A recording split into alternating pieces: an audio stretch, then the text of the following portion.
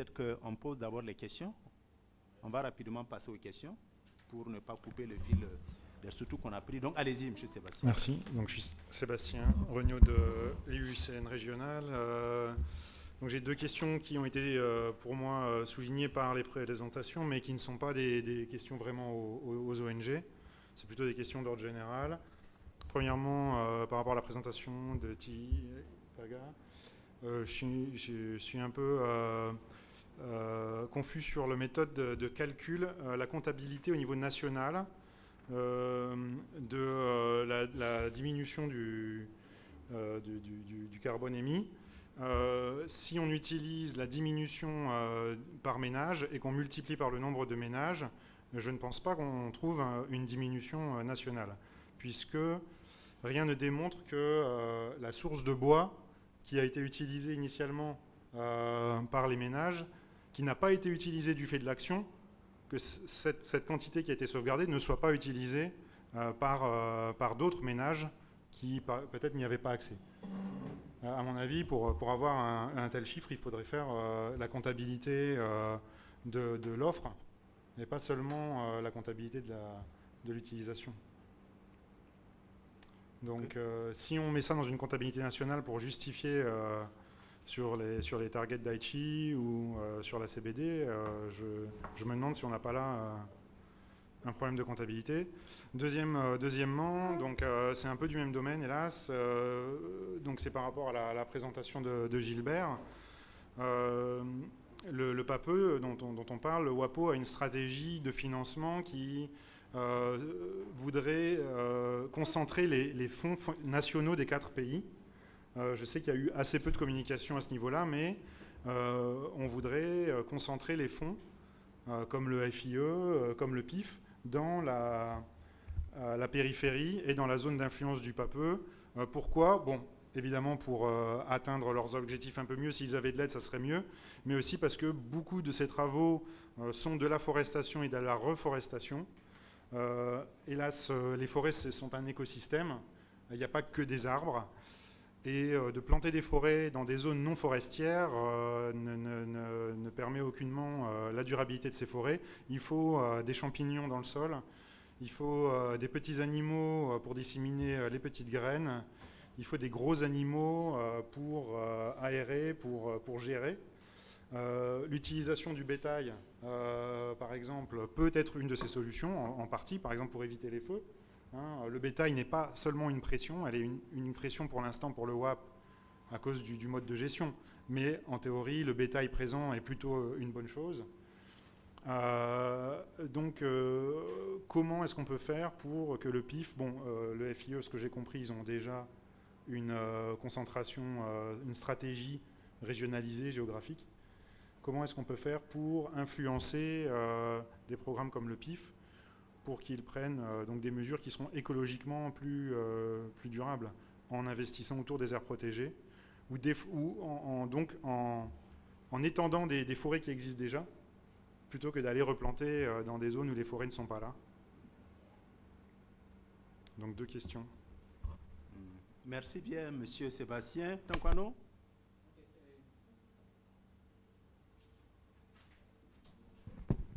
Ok, merci. Juste une petite question de compréhension à l'endroit de Tipalga. C'est concernant le système de monitoring. La technologie de foyer amélioré 3 pierres, on sait généralement que c'est, comme vous l'avez souligné, c'est facilement, c'est la technologie qu'on adopte facilement. Et si on tient compte effectivement de ce taux de diffusion, est-ce que votre système de suivi permet effectivement de prendre en compte la diffusion au niveau donc des différents ménages? Parce que à la longue, il y a des femmes, des ménages qui ne vont pas bénéficier directement de la formation à partir donc de vos monitrices, mais qui vont peut-être confectionner des foyers. Mais il faut que vous sachiez en tout cas où sont ces femmes, ces ménages, pour pouvoir comptabiliser ça, en tout cas au niveau donc de votre système. Merci. Ok, merci. Tankwano. Chez Ouattara. Merci. Je voulais tout juste comprendre au niveau de la gestion communautaire de la forêt de Bagatara. Il a parlé d'un projet de concession. Je voulais savoir, la concession là, c'est destiné à... C'est les communautés, est-ce que c'est un privé? Voilà. Je n'ai pas bien compris cette partie. Merci. C'est quelle communication? Forêt Bagatara. Ah, ok. Voilà. Ok, c'est bon. Juste à côté, oui. Oui, ça, juste deux questions. Hein. D'abord, le centre écologique, là, il y a une technologie qui m'intéresse, mais je n'ai pas bien compris comment ça va fonctionner. C'est les réfrigérateurs à plaque solaire. Alors, le frigo, il est posé au soleil ou comment? Puisque je vois la plaque sur le réfrigérateur, pour que la plaque fonctionne, il faut que le frigo soit au soleil, ou juste pour comprendre ça. Hein. Alors, maintenant sur le projet, sur le parc là, oui, l'idée du projet, j'ai l'impression que vous avez beaucoup agi sur les effets et moins sur les causes. Parce que l'une des causes, et je pense, je suis d'accord avec vous, c'est la pénétration des animaux transhumants dans le parc. Mais en termes de réaction, vous n'avez proposé que des couloirs, aménager des couloirs. Je pense que là, il y a un problème. Je comprends, vous avez la casquette de forestier, je comprends que des actions soient en foresterie, mais je conseille de voir avec d'autres acteurs déjà qui sont dans le même domaine. Il y a un projet financé par la Banque mondiale, le PRAPS, un projet de renforcement du pastoralisme au Sahel, qui propose des actions comme ça, pour voir qu'est-ce qu'il faut faire pour éviter ou réduire la pression animale sur la forêt. Et de deux, en termes de mesures, en outre, vous avez proposé de compenser les engagements à ne pas pénétrer dans la forêt. J'ai compris comme ça. D'abord, moi, je me demande comment ça va se faire. Et de deux, est-ce que juridiquement même, ça veut dire que vous compensez quelqu'un à respecter la loi, puisque c'est une réglementation de ne pas y aller. Et vous compensez ceux qui s'engagent à ne pas y aller. Juridiquement, est-ce que ça ne pose pas un problème, quoi? Voilà, merci bien. Merci bien. Monsieur Luc, juste à côté. Oui, voilà. Moi, ma question, c'était plus par rapport, partant de l'exemple du reboisement, puisque j'ai vu, il y a pas mal que ce soit des ONG ou des associations qui proposent des reboisements. Dans les présentations, on parle toujours d'un certain nombre d'hectares, donc 50 hectares reboisés, 300 hectares. Alors, moi, j'aimerais bien savoir si c'est 50 hectares, c'est-à-dire qu'on a agi sur ces 50 hectares, ou bien c'est les résultats, et est-ce que c'est des plantations à régénération acquise? C'est-à-dire que, parce que de ma propre expérience, j'ai participé à de nombreux projets de reboisement à travers des ONG, même des programmes nationaux. Par contre, des plantations réelles et à régénération acquise, ça je peux dire que c'est extrêmement rare. Donc quand on met en place ces projets-là, qu'est-ce qu'il en restera dans 5 ans, 10 ans, notamment en ce qui concerne le reboisement? Parce qu'on se limite tout le temps à quantifier le nombre de plants mis en terre, une superficie je comprends bien la démarche, pour chercher des crédits, pour prouver ses actions. Mais derrière, quand on revient dans 5-10 ans, par la suite, on est extrêmement, surtout en matière de reboisement et de foresterie, on peut être très très déçu. Notamment depuis les 3 luttes même, ou les bosquets villageois, il y a eu plein d'initiatives, et à chaque fois on arrive sur la même conclusion à 10 ans, à N+10, où c'est, de manière générale, c'est un des secteurs qui porte où il y a le moins de succès. Donc quand on parle de est-ce qu'on fait vraiment une gestion sur les résultats? Qu'est-ce que, par rapport aux compensations carbone, à combien d'années on fixe l'audit en quelque sorte? Et quand est-ce qu'on peut dire qu'on est satisfait du reboisement, et comment on convertit ça j'ai envie de dire, dans la finance carbone, quoi, puisque du coup le cycle de vie de la plantation il est extrêmement long. Merci. Monsieur Luc. Tracy, juste à côté. Ok, je disais que j'ai 2 préoccupations d'ordre général et une question adressée à Tipalga. À travers les différentes présentations, Bon, on note qu'il y a beaucoup d'ONG qui interviennent déjà dans le domaine de la réduction des émissions de gaz à effet de serre. Alors moi, je voudrais savoir si, bon, est-ce qu'il serait possible de les intégrer dans le système de finance carbone? Bon, autrement, comment mesurer et valoriser les actions déjà menées? Et aussi, on a parlé de bien-être des populations. Je voudrais aussi savoir si les organismes qui financent les standards, est-ce qu'ils ont un droit de regard sur les financements issus des crédits carbone? Est-ce qu'ils ont le droit de vérifier comment sont utilisés ces financements-là? Est-ce que c'est au bénéfice des communautés? Et la question adressée à Tipal, comment sont motivés vos monitrices endogènes? Parce qu'une chose est de renforcer leurs capacités, et vu que le projet doit durer un certain nombre d'années, est-ce qu'elles seront motivées à continuer les actions, à suivre la fabrication des foyers améliorés? Merci. Merci beaucoup. Sawadogo? Alors, moi, je voudrais tout simplement poser des questions d'éclaircissement au regard des différentes présentations, au regard des expériences, pour dire que nous parlons de finance carbone. Les plaidoyers ont été déjà posés. Est-ce que pour ce qui concerne le fonds FCPF du PIF, avec surtout la stratégie nationale Aide Plus, il est prévu quelque chose par rapport à ces différents partenaires pour qu'ils contribuent, ces partenaires contribuent à l'élaboration de la stratégie. Ça, c'est au niveau. En attendant de parler donc, de recherche de financement à travers la fenêtre, ça, c'est avec bien le président de Tracy et bien sûr le conseil des ministres. Je pense qu'il y a déjà vraiment des résultats palpants, il y a des expériences, il y a de l'expertise.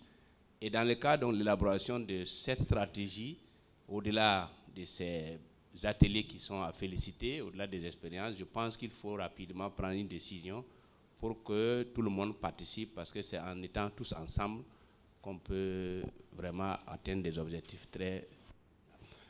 Ma deuxième intervention porte sur les questions de sécurisation foncière. Beaucoup ont évoqué la question foncière. Je pense qu'il faut davantage intégrer dans vos projets, programmes, la question foncière, parce que nous avons au Burkina en particulier la chance d'avoir vraiment un dispositif institutionnel qui a été vraiment révisé avec l'intervention du MCA, et qui a permis donc de créer une loi sur le foncier rural et réviser la loi fêtière, qui est la loi sur la régulation agraire et foncière, qui détermine les différentes formes de modalités de sécurisation foncière, aussi bien des biens domaniaux que des biens privés, ainsi que pour les collectivités. Donc je pense qu'il faut de plus en plus intégrer cela dans vos différents projets et programmes, et je pense qu'il y a des possibilités de mieux sécuriser les investissements pour la question surtout de durabilité. Et ça, c'est très important. Beaucoup l'ont soulevé, mais je ne vois pas des solutions, besoin d'accompagnement dans le cadre donc, de cette question, alors qu'elle est très, très transversale et primordiale. Merci, Monsieur le Président. Merci beaucoup, Sawadogo, pour ces contributions et aussi quelques propositions qui ont été faites là. Alors, on a les questions, des contributions. Donc, on commence par Kaf Kassou. Oui, je pense avoir reçu deux questions. La première est de savoir de quelle concession il s'agit quand nous avons évoqué les concessions. C'est vrai, la question est fondamentale parce que ça prête à confusion avec les concessions de chasse. Ça n'a rien à voir. Il faut dire que la forêt de Kassou est de statut de forêt de collectivité. Donc ce n'est pas une forêt classée pour l'État. Donc c'est une forêt appartenant aux populations de la localité. Et pour pouvoir avoir une zone à aménager, il a fallu que les populations, avec en leur tête les chefs coutumiers, acceptent de concéder une portion de leur forêt en forme de cession. Et effectivement, ils l'ont fait. Et mieux, ils ont signé des PV qui montrent qu'ils ont cédé cette portion de forêt-là, qui désormais fait partie de la zone aménagée. C'est de ça qu'il s'agit. Et la deuxième question et intéresse les plantations en termes d'acquis ou en termes de durabilité. Je ne peux que parler pour ce qui nous concerne au niveau du CAF, que nous avons des sites qui ont été plantés il y a de cela 7-10 ans, qui peuvent être observés sur le terrain et où il y a la reprise. L'avantage est que c'est des zones qui sont exemptes d'habitation. La difficulté de fond par rapport à ces plantations, c'est essentiellement les questions foncières au cas où des champs empiétraient. Si vous plantez sur des champs, effectivement, il arrive des fois qu'on les arrache. Voilà. Mais les plantations qui ont lieu hors des champs, c'est peut-être le feu. C'est peut-être le feu, mais jusque-là, on avait toujours utilisé le feu précoce. Et vous avez vu l'image sur la cuirasse où le pied a résisté. Après le passage, nous avons eu déjà 3 fortes pluies et nous sommes confiants que l'année prochaine, les pieds vont rester. En tout cas, nous avons des sites que nous pouvons montrer à l'intérieur de la zone aménagée qui ont été plantés il y a de cela 5, 6, 7 ans. Donc, je vous remercie. Merci beaucoup, Kimde. Alors, oui, bon, il a voulu savoir si le frigo solaire, on le posait au soleil ou bien c'était quoi là? Oui, il a fait des frigos solaires, c'est juste. Mais bien sûr, qui dit solaire dit soleil. Donc, si vous voyez la partie, bon, c'est vraiment, vous êtes à côté, peut-être vous voyez, la partie jaune là, il y a l'aspect vitre se trouve à ce niveau. Et en principe, là, il vient de sortir de l'atelier, c'est l'atelier qui est au fond. On met des roulettes et il est mobile. Voilà, donc on le pousse. C'est comme dans une cour, même le séchage, pour le séchage des fruits et légumes là, lui là, il est mobile, il peut être transporté par 2 personnes. Vous déposez dans votre cour, vous découpez soit de la tomate ou quoi, vous mettez, vous fermez. Et il n'y a vraiment pas de problème. Ouais. Oui.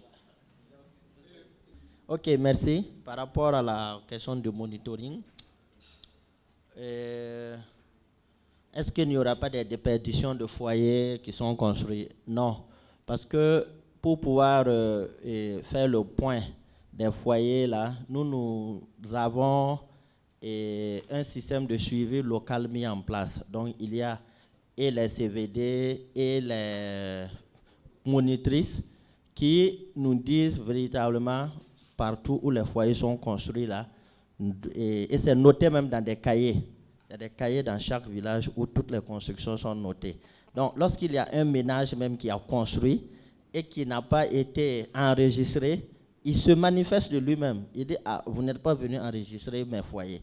Donc, on se dit qu'on n'aurait pas de problème de déperdition parce que dans le village, bon, personne ne veut rester en marge du processus. Lorsqu'on commence les enregistrements et avec les smartphones ou avec les tablettes, bon, c'est un processus, on informe d'abord les responsables du village qui font passer l'information partout que les enregistrements vont commencer. Donc, quand on va voir des enquêteurs, ils savent que, voilà, que c'est dans le cadre de tel ou tel projet, il ne faut pas les chasser.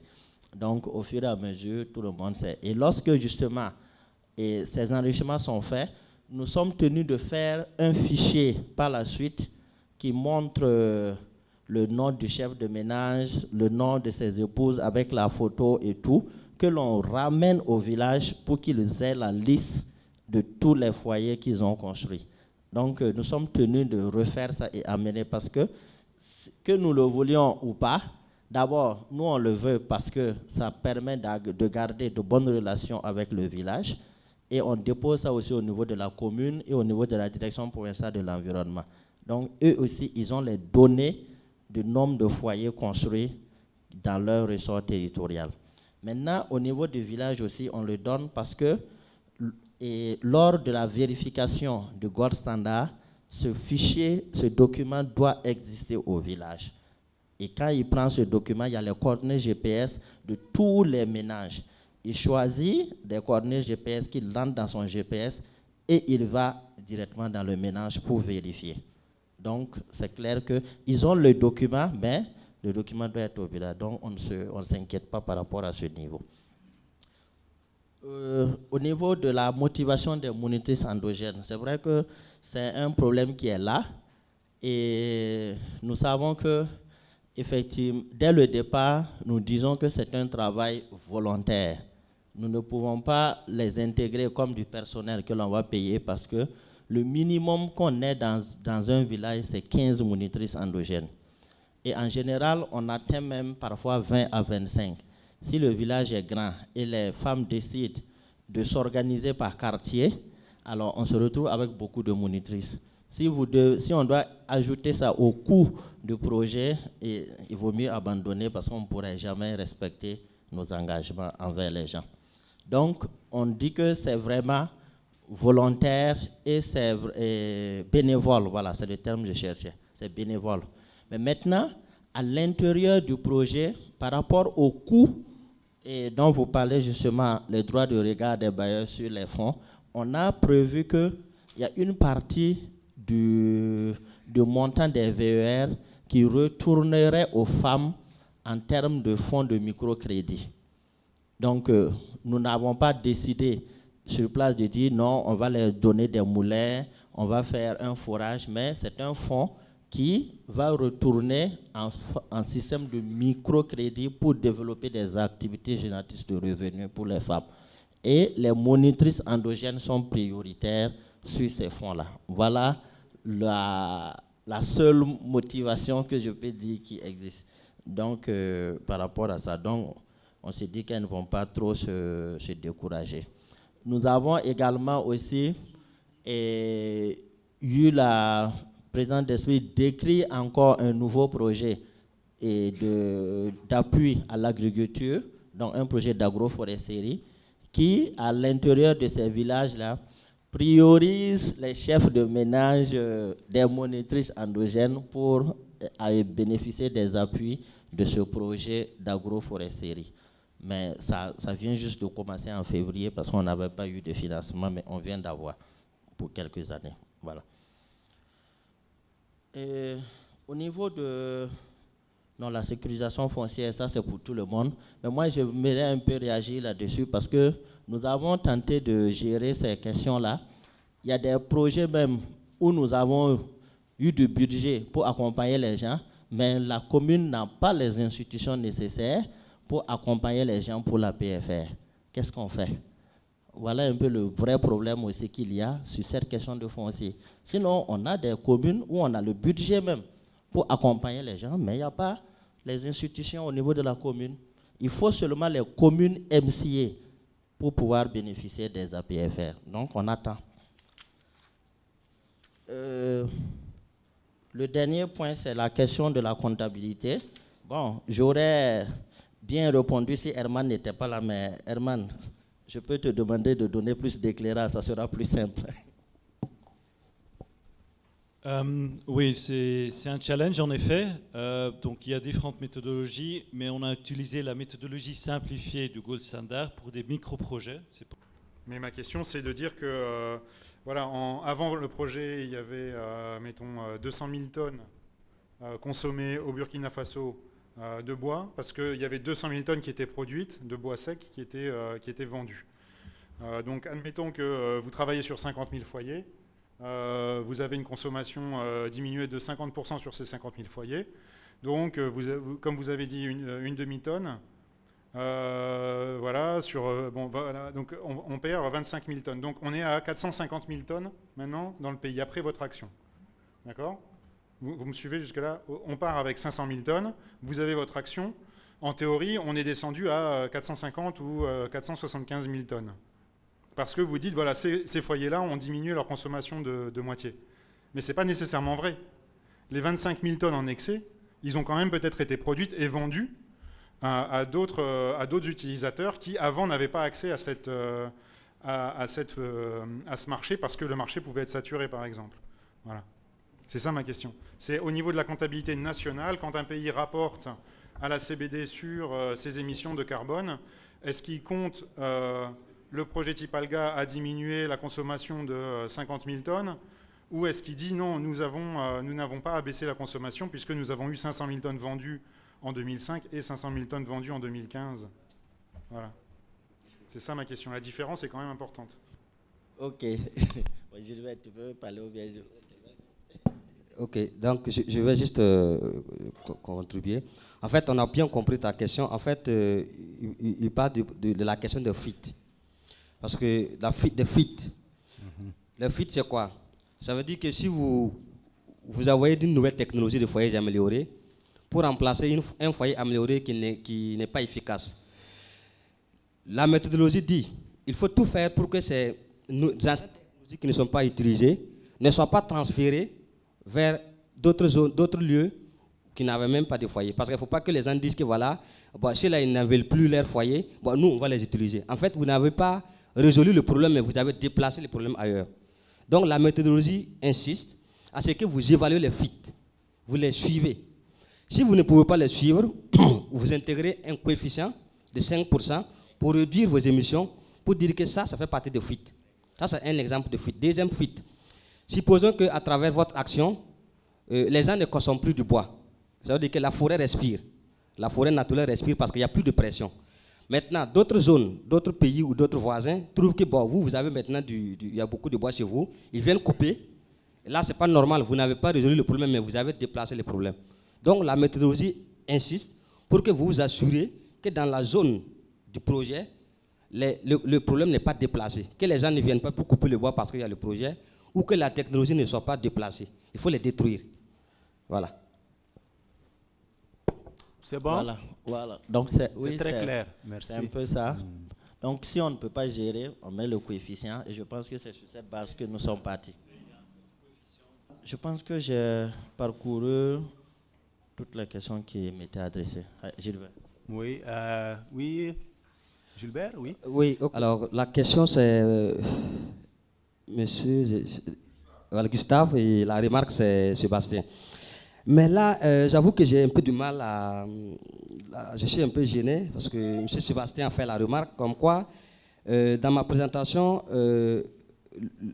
les pastoralistes, la divagation des animaux n'est pas une menace, mais plutôt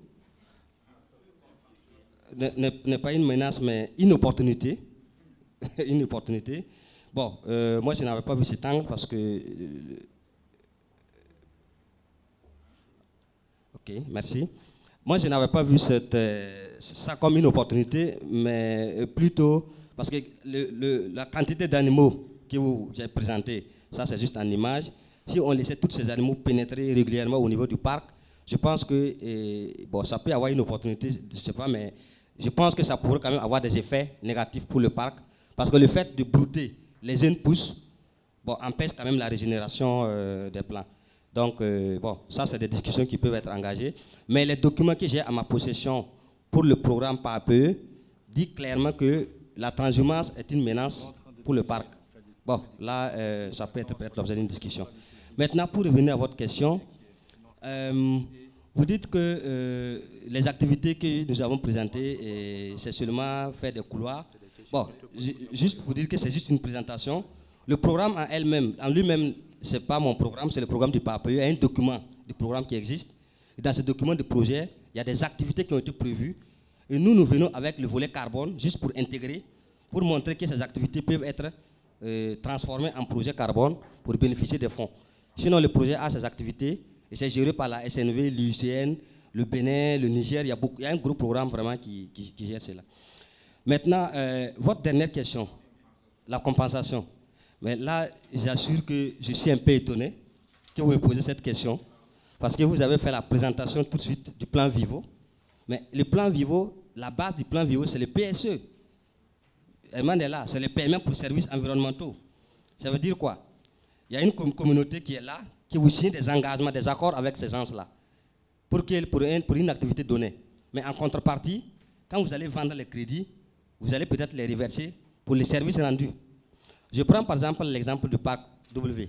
Ben, la population est en train d'accroître. Ils ont besoin de terre pour cultiver. Ils ont besoin de bois. Ils ont besoin de tout ce qu'ils veulent. Maintenant, vous les empêchez de rentrer dans le parc. Vous les empêchez de rentrer dans le parc pour couper le bois, pour cultiver. Donc du coup, vous pouvez peut-être signer des accords avec eux. Et généralement, ces accords se font souvent soit avec le coordonnateur du programme ou l'entité qui gère un peu le projet. Vous signez des accords, vous leur dites, OK, nous voulons protéger le parc, Maintenant, nous allons vous proposer, avec des mécanismes financiers du carbone, soit de vous récupérer les terres, vos anciennes terres qui sont dégradées, pour que vous n'entrez plus dans le parc, ou bien nous vous donnons un peu de technologies qui ne consomment pas peut-être du bois. On peut peut-être décider de les fournir des foyers, des biodigesteurs, des technologies qui peuvent les empêcher de rentrer au niveau du parc. Ça, c'est le PSE. Mais ne pensez pas que c'est de l'argent liquide qu'on va aller les distribuer. Non, pas de l'argent liquide. Donc, quand on parle de compensation, c'est un mécanisme qui est défini en accord avec la population et vous. Voilà. Merci bien, Gilbert. Allez-y rapidement, s'il vous plaît. Oui, ce n'était pas pour vraiment, j'ai compris par rapport au débat. Moi, c'était pour réagir en tant que projet Azawak sur les questions d'ordre général adressées aux communicateurs.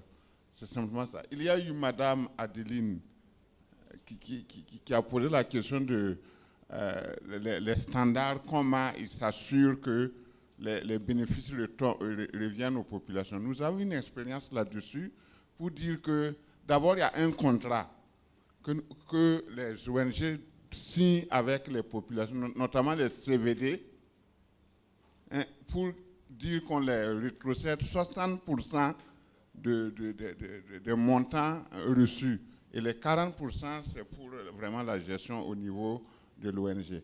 Et le standard est très rigoureux dans le suivi de ça. Il faut d'abord avoir un compte ouvert au nom des CVD, il faut avoir les preuves que l'argent a été viré. Bref, en tout cas, ils sont si regardants qu'on pense qu'on ne peut pas, ne pas rétrocéder ce qui est dû aux populations. Du reste, les populations doivent proposer des activités ou des investissements pour justifier aussi l'utilisation de ces fonds.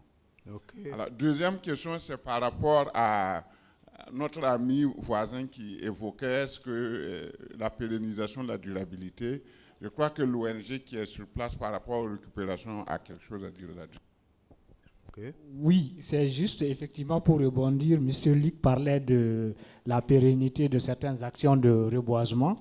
Je voudrais juste dire, pour comparer en termes de résultats, Riche Italia utilise la méthode donc de récupération des terres dégradées par le système Valerani, les labours donc en demi-lune, et ensuite il y a l'ensemencement des différents sites. Ce système a un avantage par rapport au reboisement classique, parce que là, une fois d'abord récupéré le site, il y a donc l'ensemencement, comme je disais, des sites qui est fait avec des grains, des arbres, et souvent des espèces locales, des espèces herbacées donc au niveau local. Et vous venez évaluer au bout d'abord d'une seule campagne, même souvent, vous voyez la levée, elle est vraiment impressionnante. L'avantage, c'est qu'effectivement, l'arbre qui pousse sur place là-bas, à part de la graine, même si les animaux viennent traîner sur le site, tant que ça n'a pas arraché l'arbre, tant que la racine est là, la plante, elle sera là. Venez la deuxième année, vous verrez la plante. Surtout pour les espèces locales. Vous avez vu en image ici, les sites totalement dénudés. Au bout de 10 ans, vous venez voir, c'est vraiment impressionnant. Et pour dire qu'en tout cas, en termes de reboisement, ce système, je n'ose pas dire qu'il est l'unique, mais en tout cas, il est parmi les meilleurs et les résultats sont parlants d'eux-mêmes. Il suffit d'aller sur le terrain, les sites récupérés au bout de 2, 3, 4, 5 ans, je ne parle pas de 10 ans, vous voyez le résultat, il est là. Merci beaucoup. Voilà.